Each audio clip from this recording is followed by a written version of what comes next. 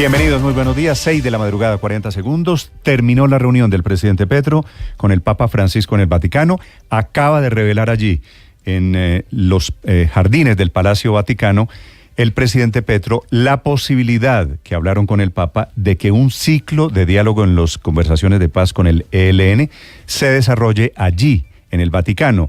Han estado hablando con el ELN en Ecuador primero, en Cuba, en Venezuela, en México, y la idea, y demuestra esto, el protagonismo de la Iglesia en los procesos de paz en Colombia, es que eventualmente una fracción de esos diálogos se realice allí en la sede pontificia del Vaticano.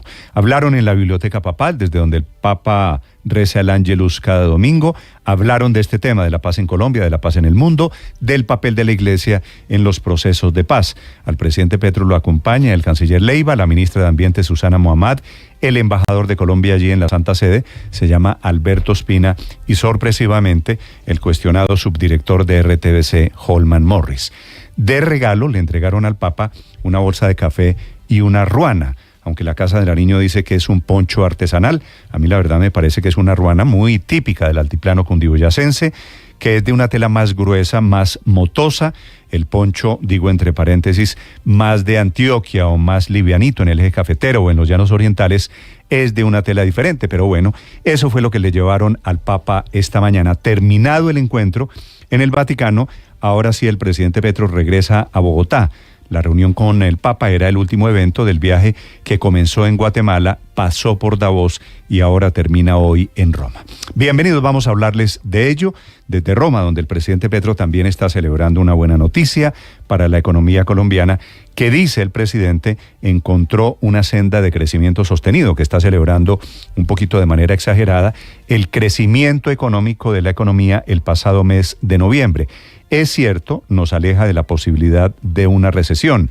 El DANE dice la economía rebota, crece 2.25 después de 3 meses en rojo, que era lo que nos tenía a punto de entrar en una crítica situación económica. Empujaron el crecimiento la agricultura, paradójicamente la minería, que le gusta poco al gobierno, la administración pública y el sector financiero, que es posible que le guste menos que la minería. Los números siguen siendo en rojo para la producción industrial, para el comercio, sectores en donde siguen todavía los nubarrones. El crecimiento es una buena noticia, no definitiva. Entre otras cosas, Standard & Poor's, una de esas firmas que califica el riesgo de traer plata a Colombia, abre la posibilidad de bajar la calificación a Colombia de estable a negativa, no por razones económicas, sino dice por inestabilidad institucional y por inestabilidad política. Mucha atención, aparecieron en las últimas horas los familiares del narco de Fito, el que desató la guerra en ese país. La policía de Argentina dice que los capturó, aunque oficialmente no se sabe ni cuántos ni quiénes. Medios locales hablan de 8 capturados, entre ellos la esposa de Fito, de quienes decían las autoridades colombianas había cruzado la frontera hacia Colombia. Esa señora, doña Inda, aparentemente está en Ecuador.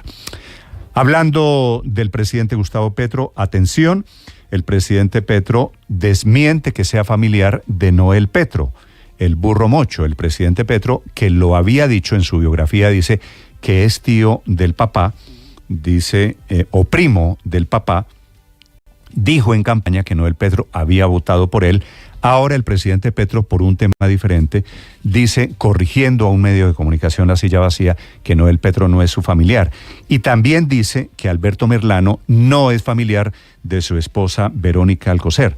El señor Merlano, que había admitido hace 10 años efectivamente que era tío segundo de Verónica Alcocer. Él fue gerente del acueducto en la alcaldía de Gustavo Petro, y su nombre hoy es importante porque es candidato Merlano a la junta directiva de Ecopetrol.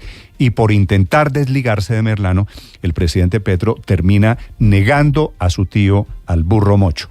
A propósito de la primera dama, esta es la otra del presidente Gustavo Petro. Ella está de vacaciones en un parque de diversiones en Orlando, la Florida, cuando fue increpada por una mujer que le reclama por los Juegos Panamericanos y le dice que ella que odia tanto el capitalismo, que de visita en la Florida. La mujer le reclama y le grita a doña Verónica Alcocer, no le dice ninguna grosería, sí muy descortés, pero el presidente publica el video diciendo que es un ataque a su hija Antonella. Ya les vamos a contar de esa polémica, les hablaré de noticias, las grandes, las importantes en este día viernes, hoy es 19 de enero. Esta mañana el gobierno de Israel está diciendo que no está en sus planes el reconocimiento del Estado palestino. Hay un tercio de Estados Unidos, dos tercios en Estados Unidos con temperaturas bajo cero, se avecina una gran tormenta invernal allí en los Estados Unidos que destapa todas las alertas posibles. Hay temperaturas hasta 40 grados bajo cero en algunas ciudades norteamericanas. Es un gusto saludarlos. Les vamos a acompañar esta mañana con noticias de Colombia y el mundo. Ya amaneció en Bogotá. Tenemos una temperatura de 9 grados centígrados. Les hablaré también en segundos de la Procuraduría que le está pidiendo a la empresa de renovación urbana suspender el contrato para la construcción de uno de los símbolos de la alcaldía de Claudia López, la ciudadela educativa y del cuidado, que iba a ser construida en Suba, al occidente de Bogotá, eso sí, sacrificando la posibilidad de la avenida longitudinal de Occidente. De noticias, de controversias, de la primera dama del presidente Petro, vamos a hablar esta mañana. Aquí está lo más importante en el resumen que preparamos en Voces y Sonidos en Mañanas Blue. Hemos hablado de la paz de Colombia, como lo habíamos dicho, buscando una posición aún mucho más activa, tanto del Estado Vaticano como de la Iglesia Católica en el proceso de paz de Colombia. Es posible que hagamos una ronda, ya se hablará con el ELN. Terminó la audiencia privada entre el Papa Francisco y el presidente Gustavo Petro en el Vaticano. Duró 40 minutos y el tema principal fue la paz total en Colombia. El presidente Gustavo Petro llegó acompañado por la ministra de Ambiente Susana Muhammad, el canciller Álvaro Leiva, el embajador de Colombia ante la Santa Sede Alberto Espina y el subgerente de televisión de RTBC Holman Mora. La economía en Colombia retomó la senda del crecimiento. Después de malos datos en septiembre y malos datos en octubre, en noviembre la economía colombiana rebotó y creció un 2,25%. El reporte detallado del indicador de seguimiento de la economía del DANE muestra que detrás de estas cifras hay una aceleración de las actividades relacionadas con el gobierno. Jaime Alberto Cabal, presidente de FENALCO. Es importante también destacar que al descomponer esta cifra, pues está muy sustentada en dos actividades que son las actividades primarias, que es básicamente minería y algo de agricultura, y en las actividades de la administración del sector público, que es burocracia. En cuanto al sector del comercio, se muestra una caída del 2,3%, confirmando el mal momento por el cual está atravesando el comercio en Colombia. José Ignacio López, presidente de ANIF. En la medida que el año se vaya desenvolviendo, vamos a tener algunas cifras mejores. Sin lugar a duda, quizás hablar de recesión no es apropiado, probablemente no vamos a tener nunca esa condición de 2 trimestres consecutivos de contracción en la actividad. Es probable que veamos una senda favorable en todo 2024. La firma calificadora de riesgo Standard & Poor's mantuvo estable la calificación crediticia de Colombia en W+, pero disminuyó la perspectiva sobre esa calificación desde estable hasta negativa por varios temas relacionados con el bajo crecimiento de la economía. Este es un campanazo de alerta de Standard & Poor's, que ya nos había quitado el grado de inversión, diciendo que deben mejorar muchas cifras de la economía, o si no, es muy posible que próximamente nos vuelva a bajar la calificación crediticia. Luego de varios días sin pronunciarse oficialmente y de que se desatara un escándalo por lo que sería la inversión millonaria en el arriendo y adecuación de la vitrina turística o Casa Colombia durante la reunión anual del Foro Económico de Davos, Suiza, finalmente ProColombia defendió la contratación de dicho espacio, señalando que el contrato por más de $1 millón cumplió todos los requisitos legales y administrativos para su ejecución. Aunque defienden la confidencialidad del contrato, señalan que están en plena disposición de dar las explicaciones necesarias a los entes de control. El gobierno nacional prepara un decreto para incluir a Sura, Argos, Sociedad Portafolio y Nutresa para hacer una nueva OPA con el fin de proteger a los accionistas minoritarios para el negocio entre el GEA y el Grupo Gilinski. Por cerca de 3 horas estuvo Laura Sarabia, directora del Departamento de Prosperidad Social, acá en el búnker de la Fiscalía, rindiendo interrogatorio por el caso de uso del polígrafo y su exniñera Marelvis Mesa. Laura Sarabia aseguró que ella no dio la orden para realizar esta prueba. Reitero, no ordené, no podía hacerlo y no fue iniciativa mía ningún polígrafo. Tengo el convencimiento y la certeza de que la Jefatura de Protección Presidencial actuó conforme a la ley y fueron respetuosos de la libertad y dignidad de las personas. La Fiscalía pidió librar circular roja de Interpol para capturar a Pierre García, exdirector del Departamento de Prosperidad Social, investigado por la presunta corrupción en contratos. Según los investigadores, García se reunía con varios congresistas para repartir más de 15 contratos por más de 48 mil millones de pesos. Para la Fiscalía, el exfuncionario representa un peligro en un eventual intento de desviar la investigación. Hay controversia en las redes sociales por un video en el que aparece la primera dama Verónica Alcocer siendo increpada por una persona en los Estados Unidos y en el que al parecer sería agredida verbalmente Antonella Petro, la hija menor del presidente Gustavo Petro. Este es el audio del video que se ha difundido por las redes sociales. Oye, ¿qué tal los panamericanos? Bien, ¿no? Sabroso paseando, quejarse del capitalismo. Yo no quiero contigo nada porque yo a ti no te estoy diciendo nada. Colombia mantiene viva la esperanza de poder realizar los Juegos Panamericanos.